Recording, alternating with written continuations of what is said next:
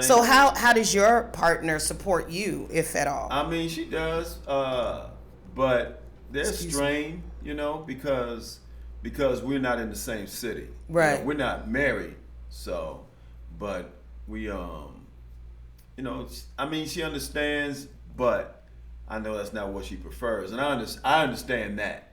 So I'm trying to get to a point where I can just be with her more often, Yeah. But there's time that she has traveled with me.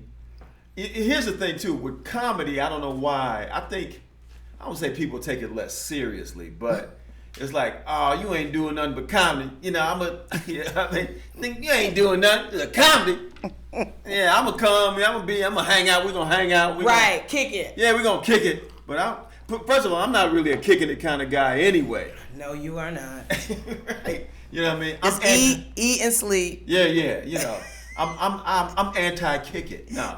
But so I'm not even prone to do that anyway, and particularly if I got to go somewhere and do a show. Right. And like somebody wants, and that's the thing is like on the day of a show, I don't want to go, like some people do it differently. Some comedians like to go out. Like, I don't want to go to the mall. I don't want to go to the movies. I don't want to do a million things. I don't want to sightsee, and have to come back. Right, because you gotta get your head in the game. Yeah. And for me, I have so many amazing friends that are musicians, and I met a few of them. Yeah. And one a marvelous singer, and she taught me about voice rest. And how important it is, especially on show days, to not speak. Especially on these cell phones. We have a tendency, we don't know it, but we have a tendency on the cell phones to speak louder. But if you're in front of me, then I know that I don't have to raise my voice, right? Yeah, and so gross me out. You can whisper. Which is often. And whispering is not good for your voice. It's like sandpaper on your voice. Okay. Yes. There's so many things. Coughing. Really bad. You want to go. So, I mean, there's so many things as a vocal coach that, I share with my students and that I have to learn myself over time, and then as you get older. You teach singing as well? Mm-hmm.